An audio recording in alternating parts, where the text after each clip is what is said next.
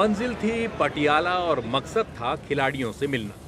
खेल दिल्ली में होने हैं, लेकिन दिल्ली में तो कुछ और ही खेल चल रहा है। महीना भर भी नहीं बचा, लेकिन खिलाड़ियों के लिए दिल्ली अब भी दूर है।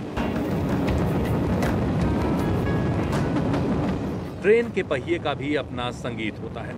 इन खेतों के साथ दिल्ली भी पीछे छूटती जा रही थी।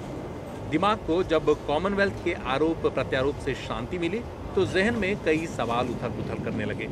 हम राष्ट्रमंडल खेलों के मेजबान हैं, लेकिन खेल और खिलाड़ी को छोड़ हर मसले पर बहस हो रही है, संसद से लेकर सड़क तक।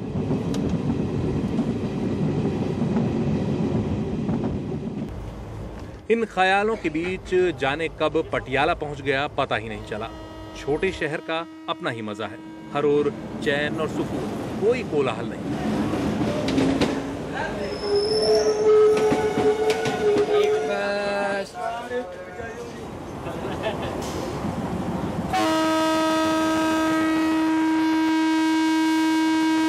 यहाँ आते ही चाल में दिल्ली वाली तेजी नहीं रह जाती, खुद ब खुद, मानिए या न मानिए। तभी नजर गई स्टेशन पर लगे इन गोल छल्लों पर। ये छल्ले ओलंपिक के 5 रिंग्स के प्रतीक हैं।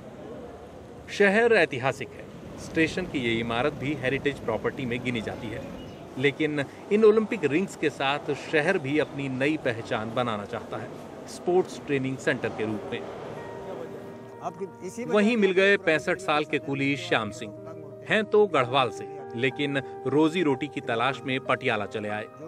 इन्हें शिकायत है कि जिस ट्रेन से मैं आया वो नई दिल्ली के बजाय पुरानी दिल्ली से चलने लगी है, तो इसमें अब NIS के अफसर और खिलाड़ी नहीं आते।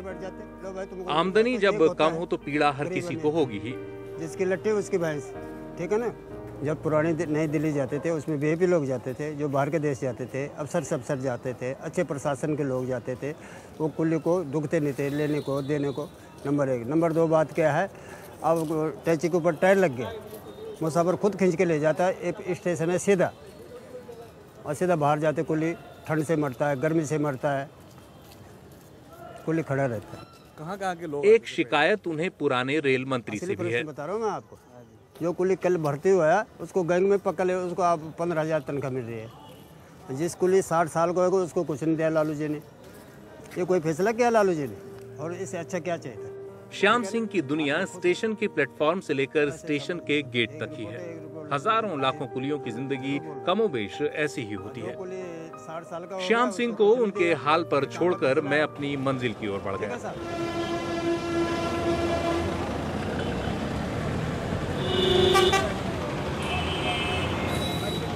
सफर का पहला दिन शहर के मशहूर फव्वारा चौक की इन रंगीनियों में खत्म हो गया।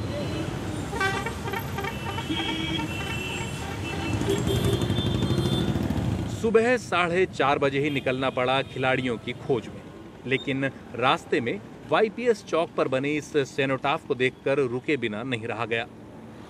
सेनोटाफ उन सैनिकों के स्मारकों को कहा जाता है जो युद्ध में दुश्मन की जमीन पर शहीद हो जाते हैं।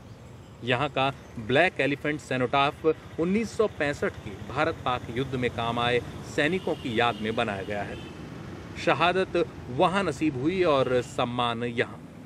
7 और 8 सितंबर 1965 को भारतीय सेना ने सियालकोट सेक्टर पर धावा बोला था और फिल्लौर पर कब्जा कर लिया। उस युद्ध में सेना के 5 अफसर और 64 जवान शहीद हुए थे, जिनमें शामिल थे लेफ्टिनेंट कर्नल AB तारापुर, जिन्हें बाद में देश का सर्वोच्च सैन्य सम्मान परमवीर चक्र भी प्रदान किया गया।